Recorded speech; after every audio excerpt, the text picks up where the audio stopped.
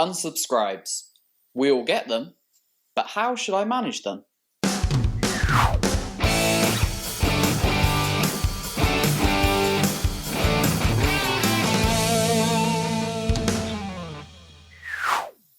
No matter how well implemented your email campaign is, there will always be those that unsubscribed.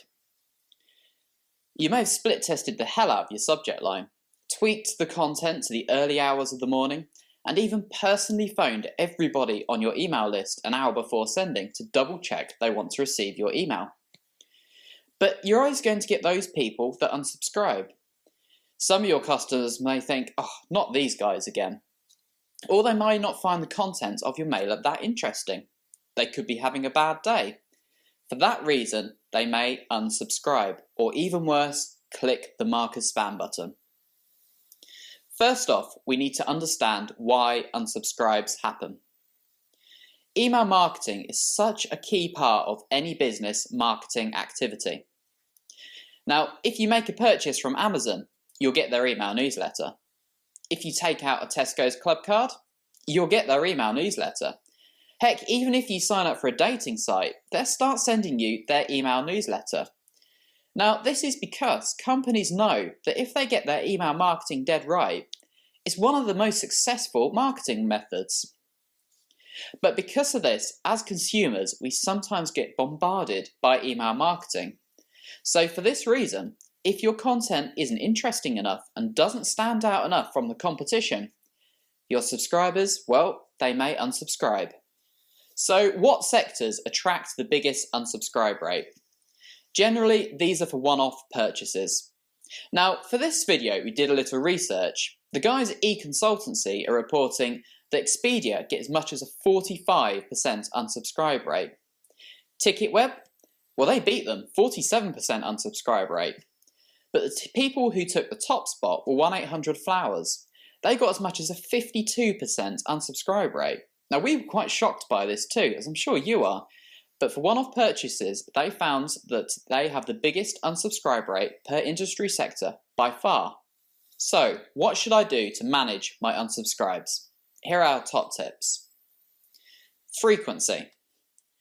Now, you want to find the correct balance here between overexposure and underexposure. Send too many emails, well, you're going to annoy your subscribers, and that will result in unsubscribes. But at the same time, if you send too few, between long gaps, your list is going to go cold. They're going to forget who you are. So when you do send your mailer, chances are, if they've forgotten who you are, they're going to either unsubscribe or, worst of all, mark you as spam. Now, marketers cottoned a certain buzz phrase about how many emails you should send. They say this: send one less than too many emails. But what's too many emails? Well, this really varies upon your industry sector and what you're sending out, of course. Say if you're sending a what's new mailer. Now, this kind of newsletter, you probably want to send about once a month or twice a month. But at the same time, if you're an e-commerce shop, you can get away with sending much more regularly. In fact, some guys, such as eBuyer, do it every day. Position of your unsubscribe. Now, you may be thinking that unsubscribes are a bad thing. So because of that, the temptation is to bury that unsubscribe link at the bottom of your mailer. But that can be even worse. I get sent lots of emails where companies do this. They try and bury their unsubscribe link inside a block of text or put loads of white spacing between the bottom of their mailer and the unsubscribe block at the bottom.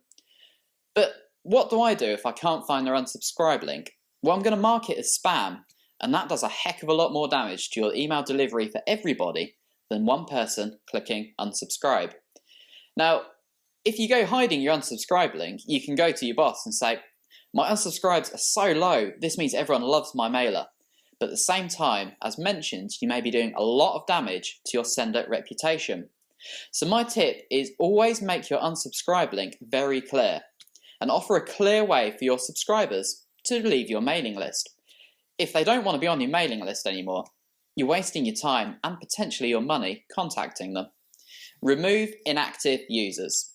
Now, if someone's been on your mailing list for a while and say they haven't opened your email in say over a year, that would fall as an inactive user. Now, this raises the question, do you want to keep them on your mailing list? Well, you may want to send them a series of emails or just one email asking if they want to stay subscribed. Remember, if you've got a large percentage of inactive users on your email database that are regularly not opening your email, again, that's going to do damage to your sender reputation and impacts delivery for the people who are really interested in receiving and reading your mailer, that emotionally unsubscribed. These are people who rarely open your email and never click on a link inside. So the question is, should you cull these users? Well, if they're not reading your email as mentioned, you should certainly be tempted to remove them. But beforehand, you could send them a series of emails with your best offers and best tips to try and perk them up a little bit. So this raises the question, those emotionally unsubscribed users, research shows that as much as 50% of an average email database is made up of emotionally unsubscribes. So should you remove these people?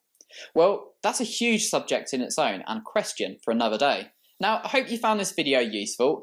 These are our top tips and hopefully a little bit of information about unsubscribes, how you can manage them, and what the average unsubscribe rates are. So going forward, it's worth bookmarking this video and using it as a quick reference for your future email marketing. Now, I hope you found this useful and be sure to come back next week as we've got another exciting video in the series.